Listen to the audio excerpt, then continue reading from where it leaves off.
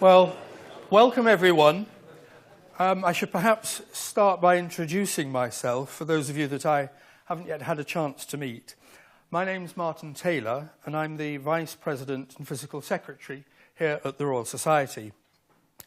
So, as I say, you're all very welcome here tonight, but if I might say in the nicest possible way, you'll be just that little bit more welcome if you could remember to put your phones and pages off, because we don't want any untoward interruptions in the course of tonight's talk. Now, for tonight's talk, we of course have a speaker, and our speaker is Robert Mair, and I want to begin by just telling you a few things about our speaker, Robert. Robert is currently the head of Civil and Environmental Engineering at the University of Cambridge, and he is also the Master of Jesus College there. Robert read engineering at Clare College, and graduated, I think, in 1971, and he then worked in industry for a good spell till 1998 or so, but with 3 crucial years intervening when he returned to Cambridge, and that was a very formative time, it would appear. That was the time when he did his PhD, and his PhD was on the theory of tunnelling in soft ground. And his early involvement with tunnels began when he undertook research for the UK Transport Research Laboratory on the very subject of modelling tunnel construction in soft ground. Throughout his career, Robert specialised in underground construction, and he's provided advice on numerous projects the world over, usually involving soft ground tunnelling or retaining structures, deep excavations, foundations, things of that ilk. And some of his recent international projects concern motorway tunnels in Turkey. And then when it comes to railway tunnels, I've been given a very long list of international cities: Amsterdam, Barcelona, Bologna, Florence, Rome, and Warsaw. They all sound like splendid places to go and have a holiday, so well done, Robert. In the United Kingdom, he's been very closely involved with the design and construction of the Jubilee Extension Line for the London Underground, and also with the Channel Rail Link and the Crossrail projects. He was responsible for the introduction of compensation grouting in the United Kingdom, which is a novel technique for controlling settlement of structures during tunnel construction. So I believe that this technique was used on the Waterloo Escalator Tunnel project and also on the Jubilee Extension project for the many historic buildings that went by. And this included, it says here, the Big Ben Clock Tower and the Palace of Westminster. Well, it would have been a national drama if they had started to subside. So again, well done, Robert. Now, in a moment, I want to tell you something of Robert's honours and distinctions, but there's a change of note here. When I'm talking to you about tunnelling and construction, I feel a great wave of sadness, to be honest, come over me, because when I think of tunnelling construction at the moment, I tend to think actually of Sir Alan Muir Wood, who he only died a fortnight ago, and it came to me as a big shock. He was a friend. He was a tremendous colleague here at the Royal Society, very supportive in lots of ways. Later tonight, I have to go to a dinner for the biographical memoirs, and Alan was a tremendous supporter of our biographical memoirs. And I think the thing I learned from meeting Robert and knowing Alan beforehand is that these tunnellers are great people to work with, and you're a nice lot. Anyway, back to Robert's distinctions. Robert was awarded the British Geotechnical Society Prize in 1980 for his work on tunnels, the Institution of Civil Engineers Geotechnical Research Medal in 1994, and then 10 years later, their gold medal. He's a Fellow of the Institution of Civil Engineers, and is a Fellow of the Royal Academy of Engineering, and is in fact, I believe now, their Senior Vice President.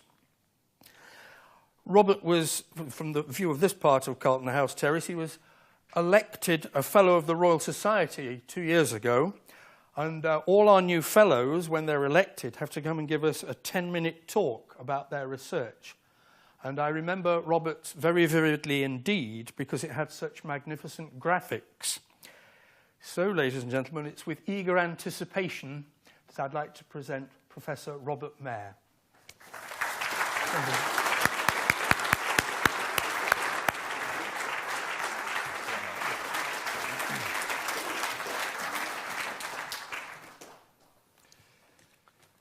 Well, thank you very much, Sir Martin, for those very nice words. I'm going to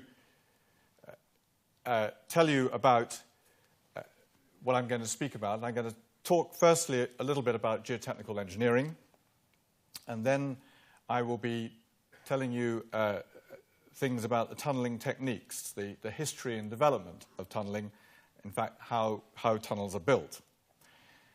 I'm also going to dwell on what can go wrong, and then talk about settlements caused by tunnelling and their effects, and protective measures, how we can prevent damage to buildings from settlement caused by tunnelling. And I will be then describing some recent research advances and innovations, and I will finish up talking about the future. Geotechnical engineering. It's best described as the application of the science of soil and rock mechanics and engineering geology. And there are some examples shown here. It involves all kinds of applications, foundations, and of course a famous example of not very good geotechnical engineering is the Leaning Tower of Pisa, but it's a monument we've grown to love, and it now is stabilized through some very good modern geotechnical engineering. Earthquakes, it's quite feasible for the ground to liquefy when an earthquake takes place, as happened in Turkey in 1999, when the ground literally turns into a liquid and buildings disappear into the ground. And then on the right-hand side is a very poignant example of landslide, of a very famous landslide, which was a colliery waste slip at Aberfan in 1966, when 144 people were killed, including 116 children, as the coal slip travelled down into the village and engulfed the school. All of these three examples are very much involve geotechnical engineering. But my talk tonight is about tunnelling beneath cities, principally, and the key questions that need to be asked are, firstly, what are the properties of the ground? And then, how feasible is it to construct a tunnel? Can its stability be ensured? Can we predict the ground movements and subsidence likely to be caused by that tunnel? And what will be the potential effects on the buildings? And how can the buildings be successfully protected? Well, firstly, what are the properties of the ground? Broadly speaking, the ground can be divided into two types. In the case of clays, these are very low permeability, which means that water flows through them very slowly. Sometimes they can be soft and compressible, and Pisa is a good example of that. Sometimes they can be strong, and they can, if they're strong, they can be ideal for open-face tunnelling, and by that I mean tunnel workers cutting a hole deep down underground with an open, unsupported face. And London clay is a good example of that. That's the clay beneath the London area, for much of the London area, and hence the London Underground was built so early on by the Victorian engineers because London clay is strong and ideal for open-face tunnelling. Sands, in contrast, are a very high permeability soil. The grains are much, much bigger, and water flow through sands is usually high, and that means they are very unstable for open-face tunnelling. This, of course, is the experience of all children on the beach. If you dig your hole too deep in the sand and you go below the water, then the hole doesn't stand up. The microstructure of soils is very important, and this is a scanning electron microscope. There are four pictures from four different pictures of a clay from Osaka Bay in Japan, And this, the scale here is 10 microns. So we're looking here at the real detail of clay particles and what's in a clay, what's in a natural clay. And you can see that in this particular example I've shown, there's an abundance of diatoms. There are huge numbers of little tiny, tiny shells that were once live. There's something that looks rather like the Leaning Tower of Pisa down here in the bottom left. Now, all of these kind of small particles have a very significant effect in the way in which the clay will behave, both in terms of its strength and how compressible it is. And in geotechnical engineering, we recover samples from the ground, often from boreholes which are very deep, can go very deep below the ground level, and these are cylindrical, and they're usually taken into a laboratory and placed inside a special apparatus, as shown over here. And this is a sample before being tested with all sorts of instrumentation on it to measure exactly how it responds when we load it and we strain it. So this way we can find out how strong the soils are and how compressible they are and what their stress-strain behavior is. Now, tunneling techniques. And I'm going to go back to some history here, that the very first part of the tunneling for the London Underground was for the Circle Line, round about 1860. It was hugely disruptive, as this photograph shows. This is, in fact, taken in South Kensington, where they, in essence, just dug up the whole street. We're all familiar with people digging up streets and being very disruptive to us, but this must have been disruptive in a huge way. And the principle of a cut and cover construction is that you dig a deep trench in the ground, supporting it with wooden supports, and then you build your tunnel, and you can just see it's just been finished. This is the brick arch finishing the tunnel with a man standing on top of it, and that'll all be covered up. And that was the cut and cover construction, the very early form of tunneling. But the bored tunnel, which is what I'm really going to tell you more about this evening, the most famous example of the early bored tunnel was the Thames Tunnel, which was Brunel's Thames Tunnel. And this was a father and son operation. Sir Mark Brunel and his son, more famous son, Isambard Kingdom, I.K. Brunel, both fellows of the Royal Society, they were the key people on this project. It was absolutely heroic. It took from 1826 to 1841, that is 15 years, to go from one side of the River Thames to the other. But it had enormous innovation. And the real innovation was the shield, the tunnelling shield, which is shown on the left-hand side here. And that was a big rectangular structure made of cast iron, which was there to shield the workers from soil falling in from above. And so you can just make out, as a man standing at this platform level, another one here, and there's another one down here. And they were able to excavate the soil from in front and then support the ground immediately. And then this shield would, behind it, it was, the way it progressed was to jack from the linings, brick linings that were built behind. And you can see a jack here. The jack is retracted, more lining is built, and then the shield is pushing itself forward from the lining that's been just built. And I will come back to this more later in the lecture. That's a view of his shield. There were 36 different working compartments, and with one man in each compartment. It was a very innovative idea that the shield supported and prevented the men from being engulfed by unstable soil. That then advanced to the first bored tunnel for the London Underground in 1880, and this, in the background, you can actually see a shield which was based on the Brunel concept. So in there would be men working, digging away the London clay, this very strong clay that I described earlier, but now lining the tunnel behind the shield, no longer with bricks, but with cast iron. These are cast iron segments, and in fact, if you ever which I'm sure many of you have, get stuck in the Northern Line and look out of the window, these are the linings that you will still see in much of the old part of London Underground.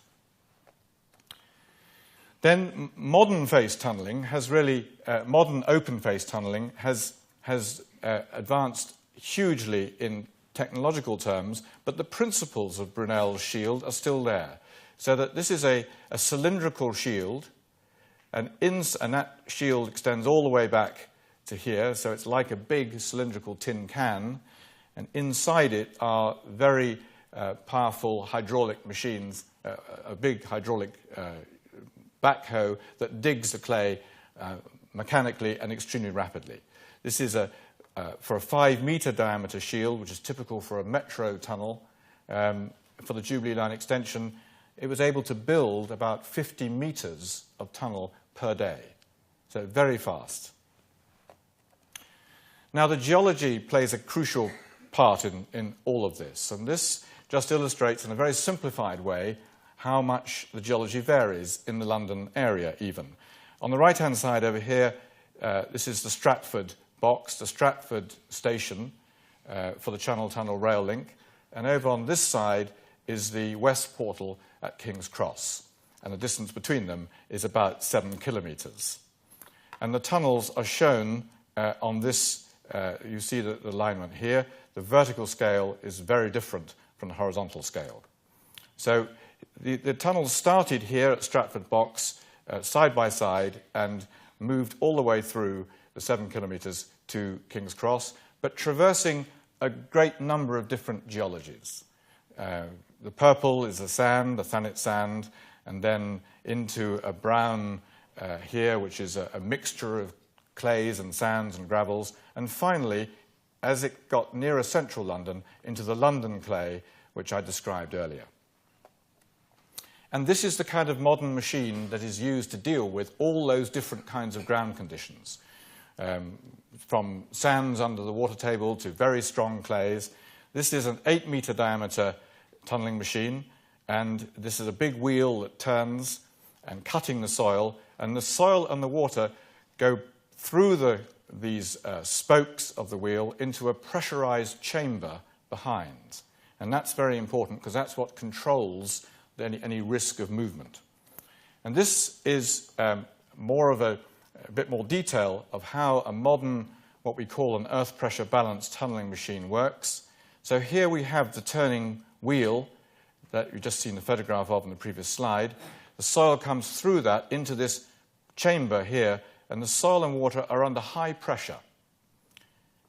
And they are then removed by means of a screw conveyor here, which is like a corkscrew inside a big steel cylinder, typically of about 1 metre diameter, and the soil and water then emerge at atmospheric pressure onto a conveyor belt here, and they get taken off down the tunnel. But you can see the remnants of the Brunel original brilliant thinking, that all this takes place inside a tunnelling shield. And the linings, no longer brick, no longer cast iron, they're now precast concrete made in a factory, they are erected inside the shield, and the machine is jacked off those linings. So this jack here is applied, ready to push the shield forward. This jack has been retracted in order to make room for the next lining. So this modern machine is very much based on the original Brunel concept.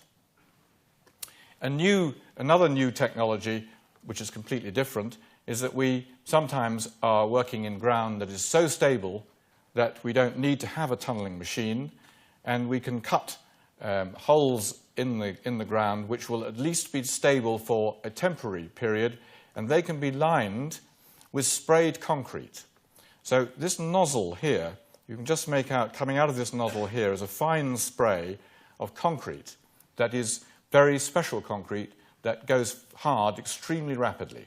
And it's being operated by the man here in the cabin, and he has computer controls to control the pressure and the volume and many other aspects. So this spraying of the concrete is a means that we can do tunnels of different shapes, not necessarily circular. They could be elliptical shaped. And here's an example of the sprayed concrete tunnel, which is nearly 12 metres in diameter, constructed right underneath Waterloo Station for the Jubilee Line extension. So this is a very large tunnel with adjoining tunnels and connections between them, all temporarily supported by sprayed concrete, which is a very innovative technique. What can go wrong? Well, things do go wrong, and there have been some notable examples, and I'm going back again to the dreadful experiences that father and son Brunel had. The reason it took 15 years to go 300 metres across the River Thames was because this was an unmitigated disaster, this project. They had terrible problems. The first problem occurred within a year of starting, and this is a print showing that the tunnel has been inundated, that the original riverbed level here has sunk right down to here, and all of the ground has come rushing in through the shield, and in fact, tragically, killed a number of the workers. This is a picture of a diving bell being lowered from a boat on the River Thames, and the legs you see here are the legs of I.K. Brunel, the young 20-year-old sent down by his father to find out what on earth had happened. The health and safety would not approve of that nowadays. The press were vilified the Brunels. This was a cartoon in the Times immediately after that collapse. I don't expect you to read all of the details here, but what you can see is Sir Mark Brunel, that's the father, standing here, and the River Thames is coming in. People are running for their lives. And interestingly, the title, the caption of this cartoon is "The Tunnel or Another Bubble Burst." And that another bubble burst refers to a very severe financial collapse of the system in 1825, rather relevant to what we're experiencing today. But I'm going to focus a bit more on what's being said here. This is going a little bit closer, and what Sir Mark Brunel is saying in the cartoon is, "My hypothesis is gone to the devil." So the media were pretty unkind to the Brunels, and they were very sceptical indeed about this mad project of trying to tunnel beneath the Thames. But we now fortunately know a great deal more about tunnel stability. We're able to do calculations, computer simulations. This is a simulation of an advancing tunnel here, and all these different blocks you see represent different soil layers with different properties, different stress-strain properties that we can input to the computer model. And we find that tunnel stability depends on the tunnel depth and on the diameter. It depends on the detailed geological profile. It depends on the thickness and strength of the soil layers, and on the permeability of the soil and water pressures. And, of course, it also depends, very critically, on the support provided to the soil during the tunnelling. So we now have a much, much better way of ensuring tunnel stability. But having said that, there are still problems. And these are just 3 examples of some catastrophic tunnel collapses. One in Munich in 1994, where the tunnelling caused a major collapse and a crater at the ground surface so rapidly, with so little warning, that a bus drove into the crater and people were killed. In Shanghai in 2003, a huge amount of buildings disappeared into a very large hole due to a tunnel collapse. And in Sao Paulo in 2007, a similar event took place. So tunnels do collapse, even though we now know a great deal more about the reasons for preventing and how to prevent that happening. But if a tunnel is being constructed safely and under controlled conditions, there will still be some settlement that will take place. And if you imagine this is a tunnel progressing in this direction, and at the ground surface there will be a settlement trough developing ahead of the tunnel and to the side of the tunnel as the tunnel is progressing. And this is almost inevitable however well engineered the tunnel will be, there will be some settlement. The question is how to reduce the magnitude of that to acceptably small values. And the settlement trough that you get left at the end is potentially very significant.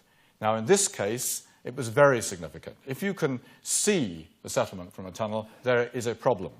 And this is a serious amount of settlement.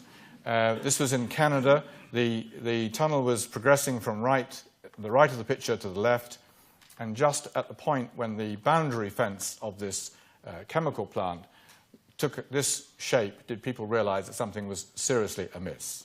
So you can see there the settlement trough that I described, but instead of it being about half a meter of settlement, it should, if well controlled, be only a few millimeters.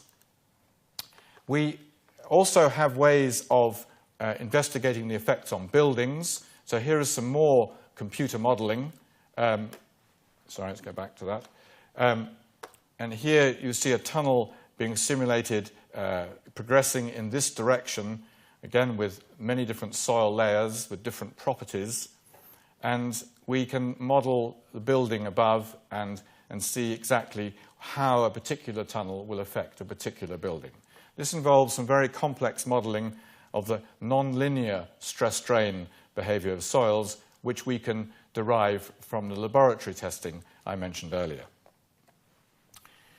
We need to make predictions, and this is an example of a building, not one of London's more beautiful buildings, Elizabeth House near Waterloo Station, which was, had beneath it, for the Jubilee Line extension, two 5.6 metre diameter running tunnels and a 10 metre diameter crossover tunnels. So a lot of tunnels were directly beneath the building, and we had to make predictions as to what would happen before any tunnelling took place, and then measurements were made, as they are in all good projects. The measurements are very important. And what is shown here is a plot of the settlement, and these are tens of millimetres here, against distance. That's 100 metres. That's about the length of the building from one end to the other. And our predicted profile is shown in the dashed lines, and the actual measured profile at the end of the tunnelling is shown in the solid line. And the predictions and the measurements were reasonably close, which was very reassuring. The important point here is that despite nearly 40 millimetres of movement, which is 4 centimetres, quite a high amount of movement, there was no cracking or any damage at all experienced by that building. Now, protective measures. What do we need to do if we realise that there might be a problem in this prediction exercise before we do the tunnelling? One, and the first really effective way of dealing with this, is to try to reduce the movements by increasing the support to the ground from within the tunnel. And those modern tunnelling machines that I've described allow us to do that. We can actually control the pressure on the tunnel face. But even that may not be enough, and sometimes we then have to control the ground movements between the tunnel and the building above. And there's a technique called compensation grouting, which I will describe to you.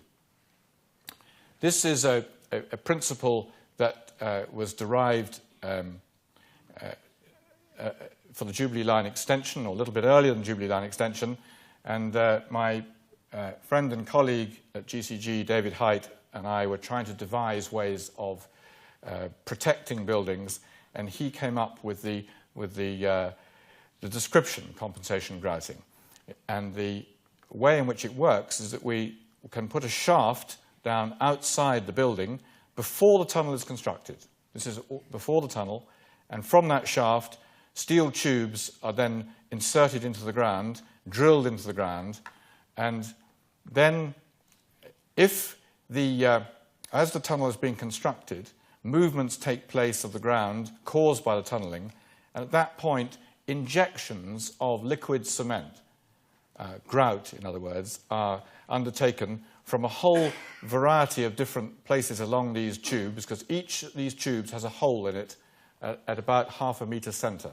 We can choose a very large number of holes from which to do the grouting, and the grout is done in such a way that what would have been a very severe settlement profile becomes only a slight settlement profile, because the grout is being injected to compensate, hence the name, for the movements caused by the tunnelling.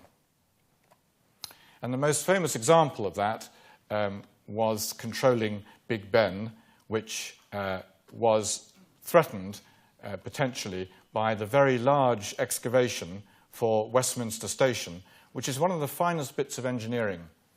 Underground engineering tends not to be seen very much, but for those of you that have not been into the Westminster Station, as you go down, you'll see that that is a very fine bit of engineering underground. And the tunnels also run in Bridge Street between the station and Big Ben.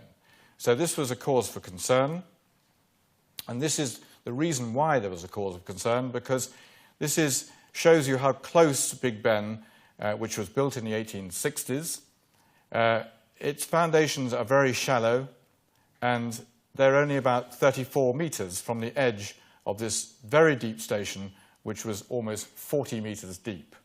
And there are also new tunnels even closer to Big Ben. There was the potential, therefore, for Big Ben to lean or tilt in this direction towards all of this new work and away from the Palace of Westminster. So this is an aerial view now, and in this region here, shown with the yellow circle, a shaft, as I've described earlier, was sunk in the street, in Bridge Street, and it was a deck was put over the shaft so that traffic could run normally. But at night time, then shown over here on the left, a drilling rig was lowered down into the shaft, and then these steel tubes I've described horizontally were drilled beneath the foundations of Big Ben. And this is a view of that, a plan view. There's that shaft I described. Here is the footprint of Big Ben itself, and over here is the new station and the tunnels. And these are the steel tubes that were drilled into the ground horizontally, deep beneath the foundations of Big Ben. The scale is shown here. So you can see these tubes were drilled up to about 60 metres in length. And the solid black circles that are shown here represent the amounts of grout that were injected on a particular occasion. So typically about 150 litres of cement grout would be injected from particular points, all of which is very carefully controlled. Big Ben has a lot of instrumentation attached to it, and that was linked directly to our computers so that we could tell exactly and precisely how much Big Ben was moving, and then do the compensation grouting in response to those readings. Now, the best way to express this is in terms of tilt, and the tilt is the difference between the horizontal movement at the level of the clock tower, which is 55 metres above ground level, and I'm going to just use that horizontal movement delta as the way of expressing tilt in the next slide. And this is about the only serious graph I'm going to show.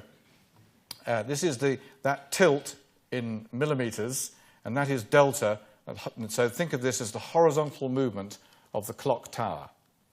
And plotted on this scale is time in years. So we're looking here at about a 6-year period. And it was determined that the Big Ben could tolerate up to 15 millimetres of tilt before action would be needed. And it was expected that action would be needed. And so for the first year or so, it was tracked very carefully as construction started, and it was known that we would reach that 15 millimetre point, at which time the grouting started. So that for the whole of this period, almost 2 years, the compensation grouting was in activity. And you can see the construction control range was limited between 15 and 25, that the Big Ben was not to exceed 25 millimetres during construction. And in some cases, the compensation grouting was a bit too effective, and it actually brought Big Ben back below the 15 millimetres. But that was not what was really intended. We did not want to see Big Ben waving around like a metronome. So this became extremely well coordinated and well controlled, and it was always kept within that period. At the end of construction, And by now, the excavation had reached 39 metres below ground level, and all the tunnels had been finished. And then the compensation grouting stopped, and we knew that there would be some time-dependent response. We knew that it would increase, and it stabilised at just under 40 millimetres of tilt with no damage. And it would have been very much higher indeed had we not done the compensation grouting. And the journalists, a bit like in the Brunel's time, the Evening Standard were hoping for a good story, and that was the headline at the beginning of the work: "Tunnel may give Big Ben that Pisa tilt," and I'm sorry that we had to disappoint them. This is now moving on to another famous Italian historic building, the Colosseum in Rome, which of course is extremely fragile and very historic, and that is going to soon be affected by a new metro project. This is an aerial view looking down onto the Colosseum. There is an existing line, which is a very shallow tunnel built as a cut-and-cover tunnel, and that barely had any effect on the Colosseum. But the new line, and this is the approximate alignment, it's being adjusted as we speak, but the new line will be much deeper tunnels with a new station connecting the two lines, B and C, and there is every possibility that compensation grouting will be used to protect the Colosseum. And my colleagues at GCG and I are working on that. One other example of compensation grouting is at King's Cross. This is a view of King's Cross Station, the main line station. The two big sheds are shown here. And there's been a tremendous amount of work all connected with the Eurostar terminal over here at St Pancras Station. And all I really want to draw your attention to here is the red tunnel coming across here underneath the railway tracks, right the way across here, 6.6 metre diameter new tunnel, and a very big, almost 10 metre diameter escalator tunnel here. And this is a cross-section. Here are the two big sheds of King's Cross. Here are the platforms. This is platform 8, for those of you who know King's Cross. This is platform 1. And fortunately, there was a disused Victorian brick tunnel, which was full of soil. The soil was excavated, and this provided an opportunity for drilling these horizontal grouting tubes for a distance of about 60 metres right underneath the platforms and the shed foundations of King's Cross, so that when the new tunnel was built here, and in particular the very large tunnel built here, the compensation grouting was used to protect both the structure and the railway platforms. And this is the sort of thing that we do a lot of in civil engineering and geotechnical engineering, having to map what is happening underground. The blue tunnels here are the existing Piccadilly Line station tunnels at King's Cross, and the green are the new tunnels, the new 6.6 metre diameter tunnel and the new 9.7 metre diameter tunnel. And you can see the disused Victorian tunnel here with all of the steel tubes being drilled out into the ground to protect the station platform, station tunnels, train platforms and the building by compensation grouting. This was very successfully undertaken, and Bachy Solotanche and Morgan Est, the contractors, should be congratulated.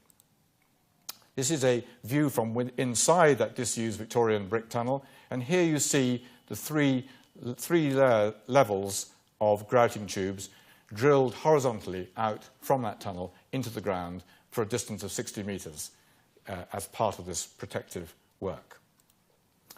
Now, underground is actually very congested. Now, what I want you to do is to imagine that you are one of these three people standing right down here, and all of the soil has been removed, and a big glass plate has been placed at the ground surface, and that's where you can see the traffic driving on the glass plate, and everything else is what's left when the soil is removed. And the reality is, in every modern city in the world, London is no exception, there's an awful lot down there. There are existing tunnels, many of them. There are existing pipes, water pipes, gas pipes, and there are lots and lots of pile foundations. high buildings need to be supported on pile foundations, and so the ground is already got an awful lot of things down there, and that is very important when thinking about new tunnelling projects. A very good example of the pile foundation problem is in Amsterdam. Amsterdam is currently creating a new north-south line, and of course it is a building of very historic, lots and lots of very historic buildings and houses, many of them from the 17th century and even 16th century. And Amsterdam is characterized by having soft, highly compressible clays and peats down to a depth of about 12 meters. So all of these buildings, all of them without exception, are on timber piles. They must have cut down hundreds of forests in northern Europe in the 16th and 17th century to build Amsterdam houses. They're all on timber piles. And so now the prospect of creating new tunnels for the first time for the metro, quite close beneath these timber piles, is a major engineering challenge. And all the modern buildings are also on piles as well.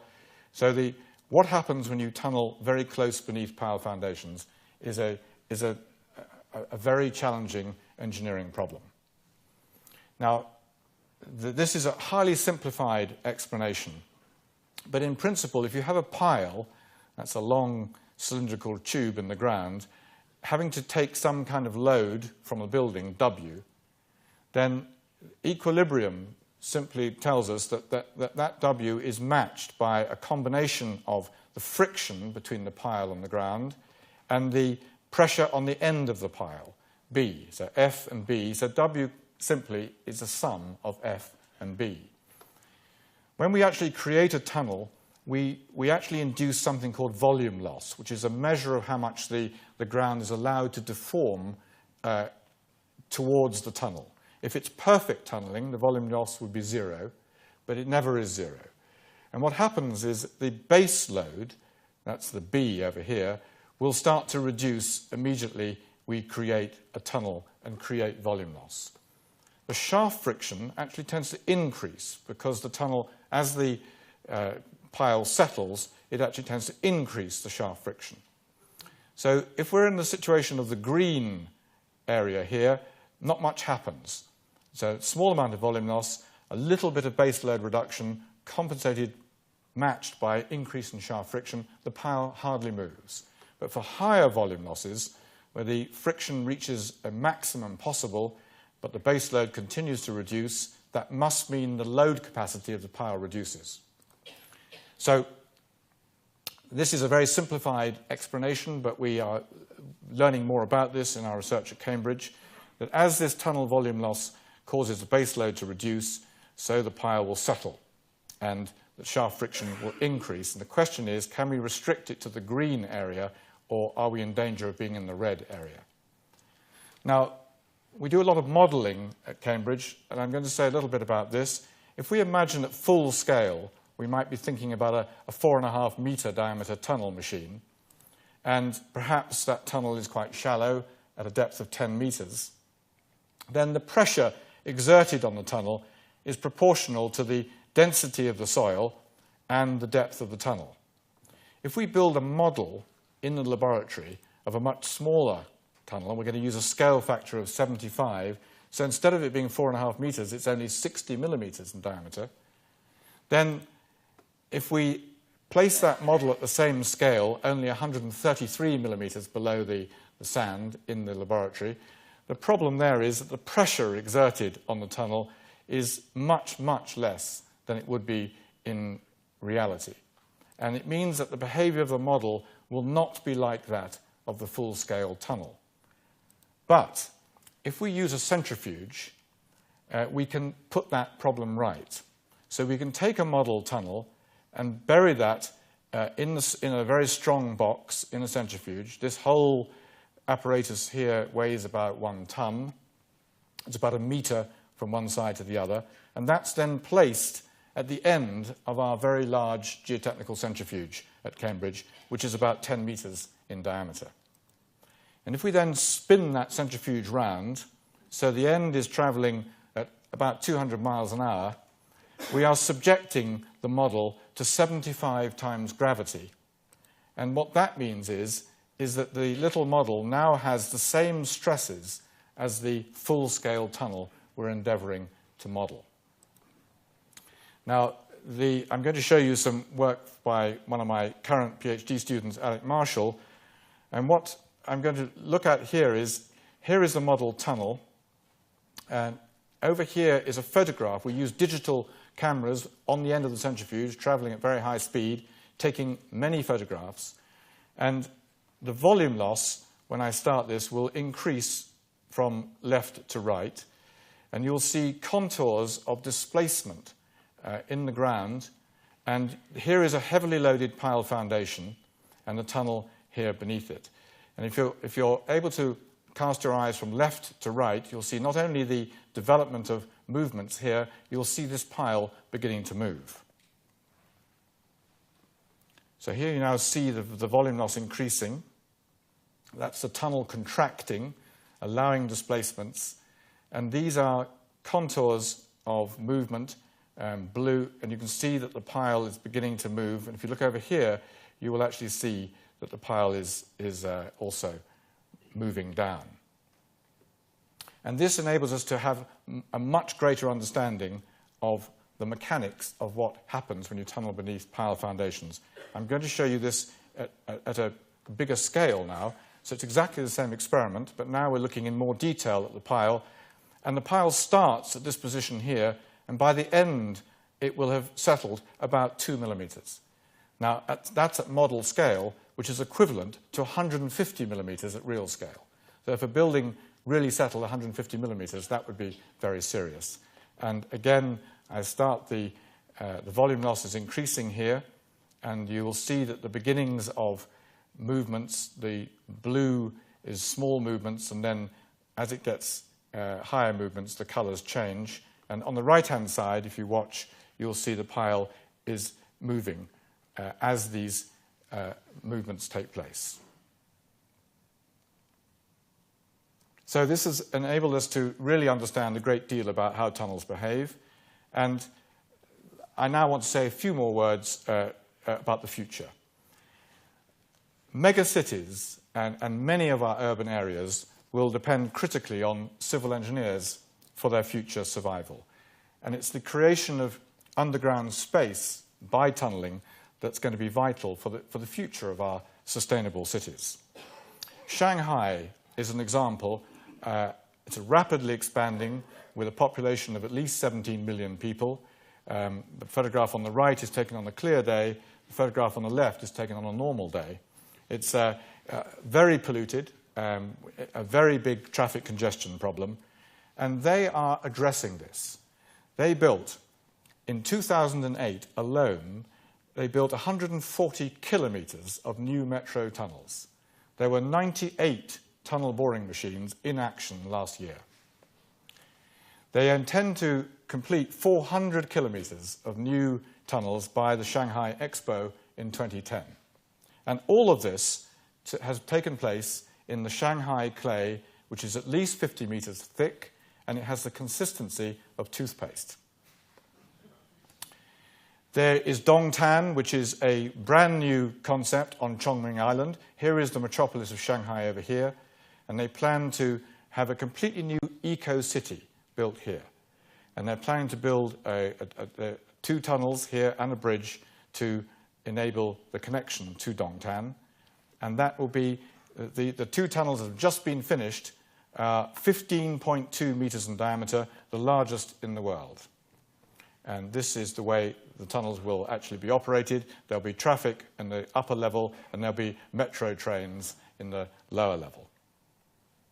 And this is a view of that tunneling machine, one of the tunneling machines, 15 meters in diameter. Just to give you a sense of the scale, that's what it looks like compared to a London double-decker bus. So these are very, very large tunnels constructed in toothpaste. And closer to home, not in toothpaste, I'm pleased to say, we have the Crossrail project, which is going to be a very special and unusual project in terms of the size of the stations, the size of the tunnels, I mean, typically the station platform tunnels will be around about 10 metres in diameter, and these will be constructed fairly soon under central London, which will present a lot of new challenges, all of which are now easily solved. And Sir Martin mentioned Alan Muir Wood in his introduction, and I want to say just a couple more things about Alan. He was one of our most distinguished civil engineers. He died just a few weeks ago. He was a Fellow of the Royal Society, and he said, "It has been said that a tunnel is a long cylindrical hole through the ground with a geologist at one end and a group of lawyers at the other." He then said, "Yet more dire is the present-day phenomenon of lawyers at each end." And he ended by saying something very profound, that uncertainty is a feature that is unavoidable in tunnelling, but it can be understood and controlled so that it does not cause damaging risk. And it's really a tribute to Sir Alan that I wanted to finish on by saying that I hope that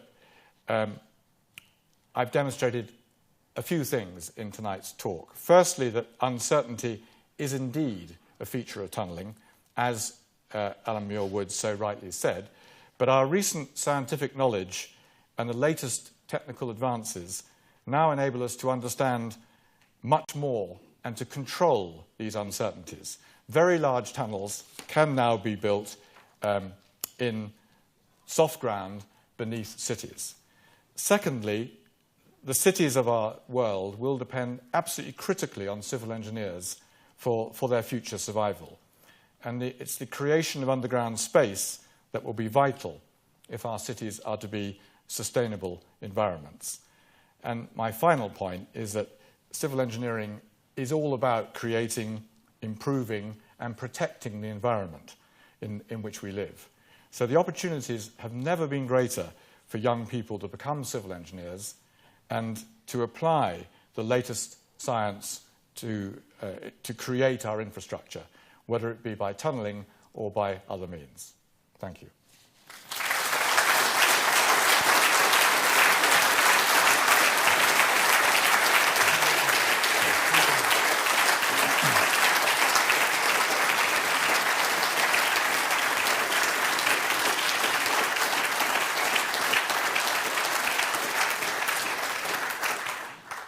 Well, thank you, Robert, for a quite splendid talk. I'll say some proper words of appreciation in a few moments, but at this point we move to question mode. And I want to just check we have our roving mics in place, do we? Yes, 1 and 2. Good-o. Right, so the rules of engagement are the following. You try and catch my eye, and if you catch my eye, I will sort of bring one of the microphones over to you. Please do use the microphone, but please also stand up when you pose your question. And the final point is probably the most important. Please be brief when you pose your question as well. It will allow other people to ask questions as well. So do we have a first question, please? All right, they all went up at once. Well, because I'm nearsighted, I saw that gentleman first there with the, it looks like a Trinity type or something. I can't tell. No, I've got my own.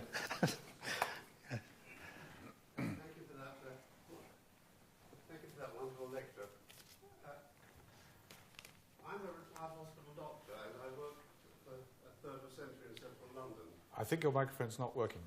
It's just being fixed.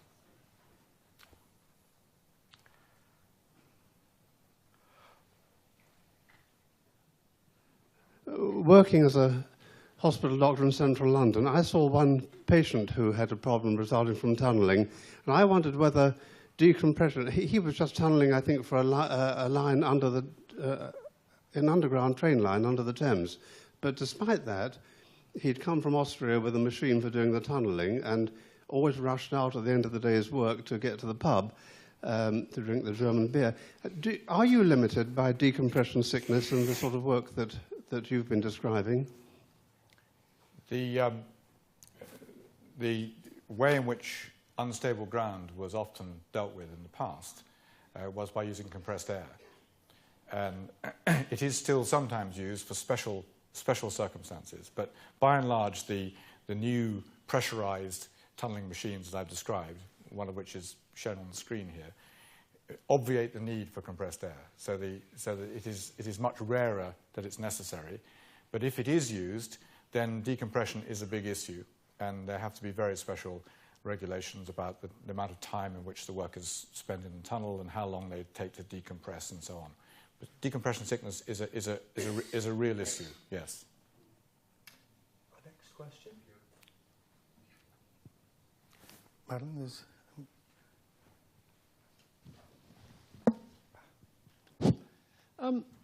If the constructed segments are the same diameter as the shield, I don't see where there's any space for the soil to settle into. Well, the short answer is they're not the same diameter. They're constructed inside the shield. It can only be 2 centimetres. Well, 2 centimetres is rather a lot when you multiply it by a circumference like this. So 2 centimetres with this kind of circumference will, and if all of the soil deform that much, that results in a lot of settlement. So that's the answer to your question. And actually, it's rather more than 2 centimetres because the thickness of the shield is quite significant.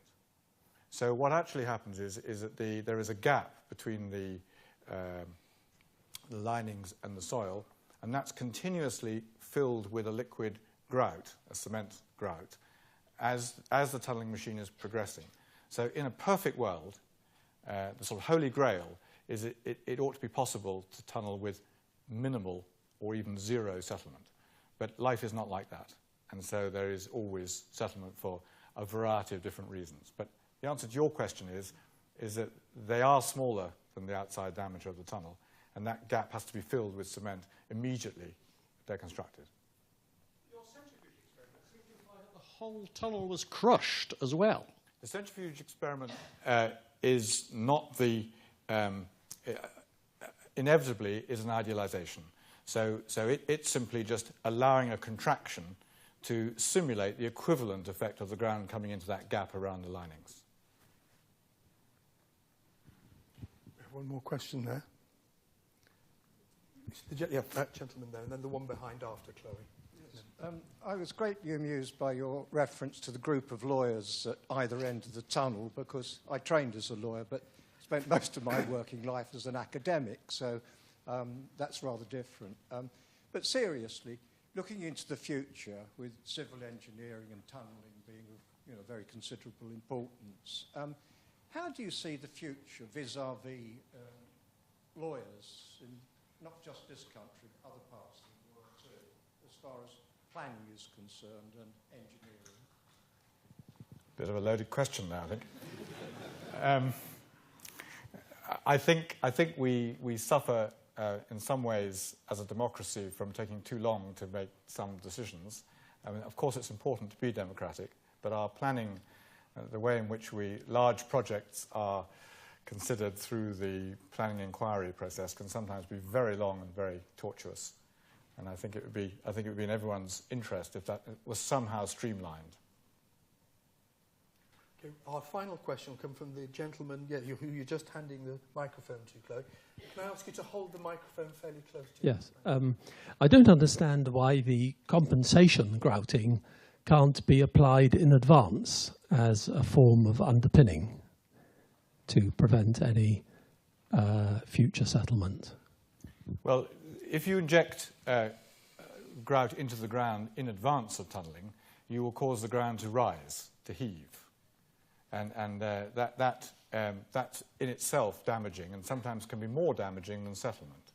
So the dangers of doing what you suggest would be that one would simply be blowing the ground up, to put it crudely. So the point of compensation grouting is that you're doing it simultaneously with the tunnelling, so the building neither experiences upward movement or downward movement. Okay, so that's it for the questions, Robert. Can I ask you to take one step to the right now while I just say a few words? Because at this point it falls to me to express our collective thanks to Robert for what was a quite superb talk. As I predicted, the graphic images were absolutely tremendous. It was just as it was when we elected you here at the Royal Society. That was great. In the course of the lecture, there are many things that I understood more deeply. I suppose I'd known rather vaguely that local geology should influence the construction of tunnels, but to see it as clearly presented as you have put to us was a great thing. I also hadn't fully understood how important tunnels are in our lives either, to see the different sorts of tunnels that you showed us. But perhaps for me, the most striking thing was to see how people's lives depend on tunnels. I'm a pure mathematician, and if I make a mistake, I publish a little correction somewhere and feel mildly ashamed. Whereas if you make a mistake, it's dramatic. We saw this in the time of Brunel. These were the workers. I wasn't around then, but yes, that must have been very dramatic, I suppose, for the workers. In my own time, I remember, though, The Children of Aberfan. That was, I would say, one of probably the big two dramas of my childhood, that and being told of the death of Kennedy. So you see how huge the impact of these things can be. Talking to Robert, though, just before the lecture, he was saying, we don't have Alan Muir up there anymore, but we were saying how Alan Muir Wood was really in some ways a big mentor to Robert in his life. Well, I think the nicest thing I can say is that Alan would have been absolutely delighted with your lecture and very proud of you, I think. Can we thank Robert in the usual way?